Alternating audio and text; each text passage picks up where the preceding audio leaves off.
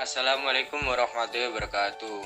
Perkenalkan, kami dari kelompok 3 Ilmu Pendidikan. Di sini kami akan mempresentasikan hasil kerja kami tentang landasan asas pendidikan dan penerapannya yang disusun oleh rekan kami, yaitu yang pertama Elok Mufaroha, yang kedua Ila Dewi Masito, yang ketiga saya sendiri Ishak Akbar Al-Fakuri Harisma Putra. Baik, mari kita masuk ke pembahasannya. Landasan pendidikan. Landasan pendidikan ini yang pertama adalah landasan filosofis. Landasan filosofis bersumber dari pandangan-pandangan dalam filsafat pendidikan, menyangkut keyakinan terhadap hakikat manusia, keyakinan tentang sumber nilai, hakikat pengetahuan, dan tentang kehidupan yang lebih baik dijalankan. Aliran filsafat yang kita kenal sampai saat ini adalah yang pertama realisme, yang kedua perensialisme, yang ketiga pragmatisme dan progresivisme, dan yang keempat rekonstruksionisme. Apa aja itu sih? Yang pertama esensialisme. Esensialisme itu adalah mazhab pendidikan yang mengutamakan pelajaran teoretik liberal arts atau bahan ajar esensial. Yang kedua ada perensialisme. Perensialisme ini merupakan aliran pendidikan yang mengutamakan bahan ajaran konstan, perennial, yakni kebenaran, keindahan, cinta kepada kebaikan universal. Yang ketiga ada pragmatisme dan progresif. Pragmatisme adalah aliran filsafat yang memandang segala sesuatu dari nilai praktis di bidang pendidikan. Aliran ini melahirkan progresivisme yang menentang pendidikan tradisional. Yang keempat, rekonstruksionisme. Rekonstruksionisme adalah mazhab filsafat pendidikan yang menempatkan sekolah atau lembaga pendidikan sebagai pelopor perubahan masyarakat. 2A. Landasan sosiologis. Dasar sosiologis berkenaan dengan perkembangan, kebutuhan, dan karakteristik masyarakat. Sosiologi pendidikan merupakan analisis ilmiah tentang proses sosial dan pola-pola interaksi sosial di dalam sistem pendidikan. Ada 4 bidang dalam ruang lingkup landasan sosiologis. Yang pertama yaitu hubungan sistem pendidikan dengan aspek masyarakat lain. Yang kedua, hubungan kemanusiaan. Yang ketiga, pengaruh sekolah pada perilaku anggotanya. Yang keempat, sekolah dalam komunitas yang mempelajari pola interaksi antara sekolah dengan kelompok sosial lainnya di dalam komunitasnya. Yang 2B, masyarakat Indonesia sebagai landasan sosiologis sistem pendidikan nasional. Perkembangan masyarakat Indonesia dari masa ke masa telah mempengaruhi sistem pendidikan nasional. Hal tersebut sangatlah wajar mengingat kebutuhan akan pendidikan yang semakin meningkat dan kompleks. Kemudian 3A, landasan kultural. Ini merupakan kebudayaan dan pendidikan mempunyai hubungan timbal balik, sebab kebudayaan dapat dilestarikan atau dikembangkan dengan jalur mewariskan kebudayaan dari generasi ke generasi lainnya dengan jalan pendidikan baik secara formal maupun informal. Kemudian ada 3B, sebagai landasan sistem pendidikan nasional. Ini merupakan pelestarian dan pengembangan kekayaan yang unik di setiap daerah itu melalui upaya pendidikan sebagai wujud dari kebinekaan tunggal ika masyarakat dan bangsa Indonesia. Yang keempat A ada landasan psikologis. Dasar psikologis berkaitan dengan prinsip-prinsip belajar dan perkembangan anak. Pemahaman terhadap peserta didik, utamanya yang berkaitan dengan aspek kejiwaan, merupakan salah satu kunci keberhasilan pendidikan. Oleh karena itu, hasil kajian dan penemuan psikologis sangat diperlukan penerapannya dalam bidang pendidikan. Yang 4B, peserta didik sebagai landasan psikologis. Pemahaman tumbuh kembang manusia sangat penting sebagai bekal dasar untuk memahami peserta didik dan menemukan keputusan atau tindakan yang tepat dalam membantu proses tumbuh kembang itu secara efektif dan efisien. Yang kelima A, ilmiah dan teknologis. Kebutuhan pendidikan yang mendesak cenderung memaksa tenaga pendidik untuk mengadopsi teknologi dari berbagai bidang teknologi ke dalam penyelenggaraan pendidikan. Kemudian yang terakhir yaitu iptek sebagai landasan ilmiah. Iptek merupakan salah satu hasil pemikiran manusia untuk mencapai kehidupan yang lebih baik lagi, yang dimulai dari pada permulaan kehidupan manusia. Lembaga pendidikan, utamanya pendidikan jalur sekolah, harus mampu mengakomodasi dan mengantisipasi perkembangan iptek. Bahan ajar hasil perkembangan Iptek Mutakhir, baik yang berkaitan dengan hasil perolehan informasi maupun cara memperoleh informasi itu dan manfaatnya bagi masyarakat. Kemudian akan dilanjutkan oleh rekan kami mengenai tentang asas-asas pokok pendidikan oleh Ila Dewi Masito. Kepadanya dipersilahkan. Baik, selanjutnya kita masuk pada asas-asas pokok pendidikan.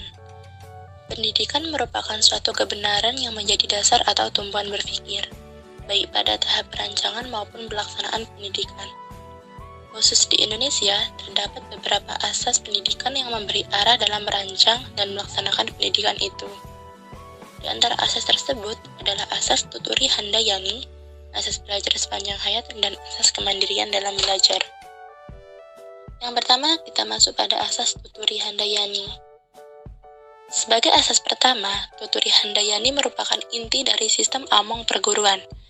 Asas yang dikumandangkan oleh Ki Hajar Dewantara ini kemudian dikembangkan oleh DRS RMP Sastro Kartono dengan menambahkan 2 semboyan lagi, yaitu Ing Ngarso Sungsung Tulodo dan Ing Matio Mangunkarso. Kini ketiga semboyan tersebut telah menyatu menjadi satu kesatuan asas, yaitu yang pertama, Ing Ngarso Sung Tulodo, jika di depan memberikan contoh. Yang kedua, Ing Matio Mangunkarso, jika di tengah-tengah memberi dukungan dan semangat. Yang ketiga, Tuturi Handayani, jika di belakang memberikan dorongan. Yang kedua, asas belajar sepanjang hayat. Asas belajar sepanjang hayat merupakan sudut pandang dari sisi lain terhadap pendidikan seumur hidup. Kurikulum yang dapat merancang dan diimplementasikan dengan memperhatikan 2 dimensi, yaitu dimensi vertikal dan horizontal. Yang pertama ada dimensi vertikal dari kurikulum. Dari kurikulum sekolah itu meliputi keterkaitan dan kesinambungan antar tingkatan persekolahan, keterkaitan dengan kehidupan peserta didik di masa depan. Yang B, dimensi horizontal dari kurikulum sekolah, yaitu keterkaitan antara pengalaman belajar di sekolah dengan pengalaman di luar sekolah. Yang ketiga ada asas kemandirian dalam belajar. Dalam kegiatan belajar mengajar, sedini mungkin dikembangkan kemandirian dalam belajar itu dengan menghindari campur tangan guru. Namun guru selalu siap untuk ulur bila diperlukan. Perwujudan asas-asas kemandirian dalam belajar akan menempatkan guru dalam peran utama sebagai fasilitator dan motivator.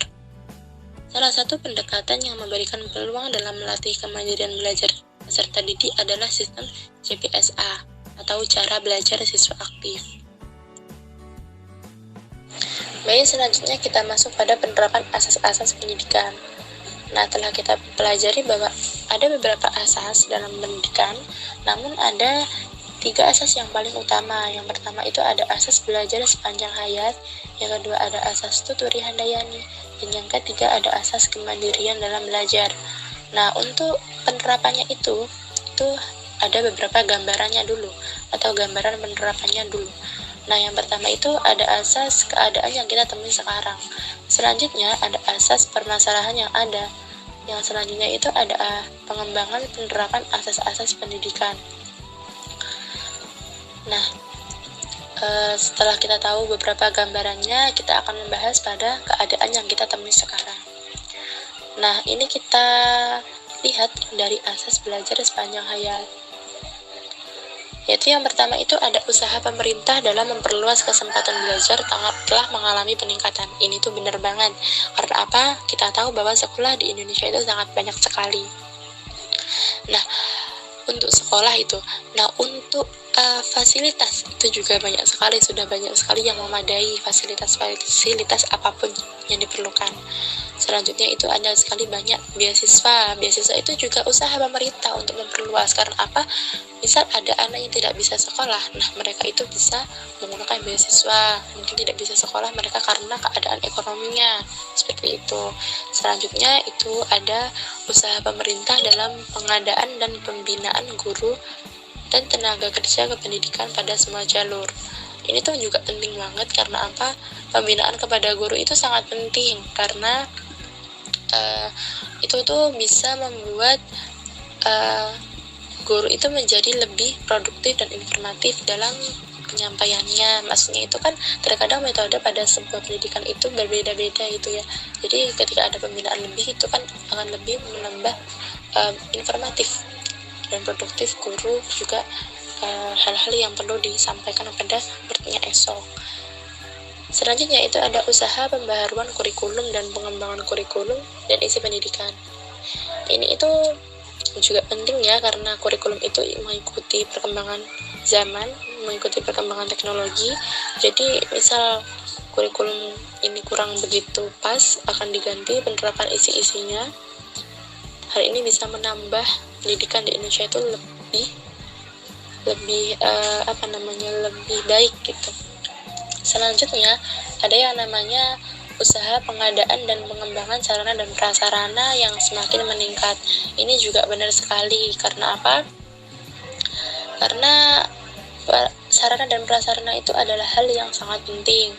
Karena untuk tempat kita belajar, misalnya seperti bangku ataupun apapun, itu kalau bisa dilengkapi untuk mempermudah kita ketika belajar. Ini juga pemerintah juga sudah memiliki usaha sendiri. Selanjutnya itu ada yang namanya usaha pengadaan berbagai program pembinaan generasi muda. Ini juga penting karena apa? Generasi muda ini adalah generasi penerus bangsa, di mana mereka itu perlu pembinaan lebih karena zaman akan lama-kelamaan juga bisa merubah perkembangan yang ada di Indonesia. Nah, generasi muda terutamanya mereka yang akan menjadi pemimpin masa depan itu juga harus mempunyai pembinaan seperti program-program yang bagus buat mereka agar mereka memiliki pandangan ke depannya.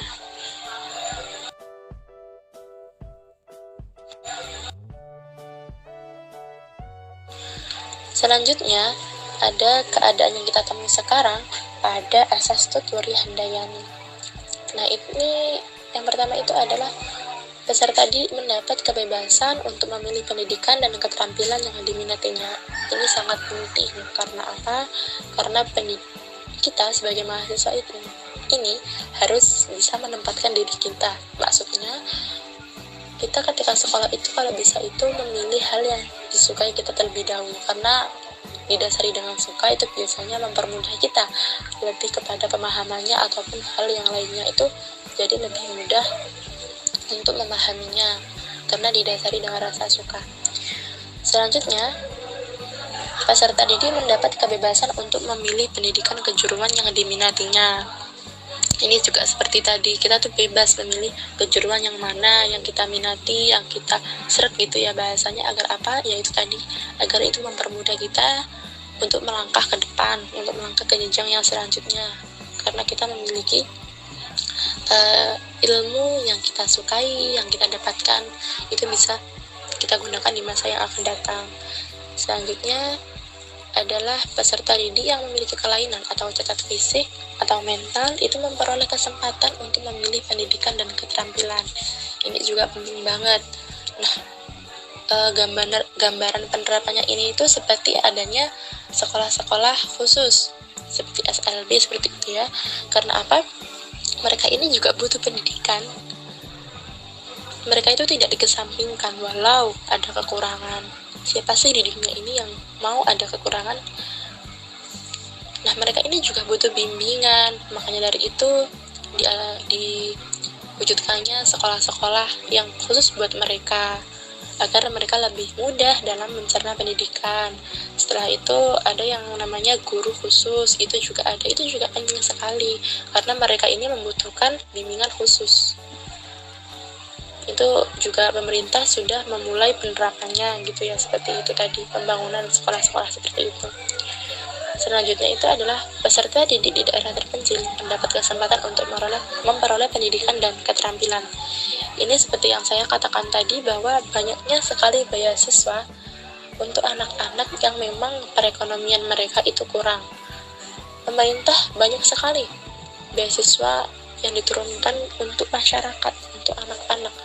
Jadi pemerintah itu tidak suka kalau misal anak Indonesia itu tidak bersekolah, padahal berbagai jalan, berbagai urusan, berbagai metode media itu sudah diberikan kepada kita supaya kita itu lebih bisa maju ke depan, mengarah pada pendidikan yang benar, seperti itu.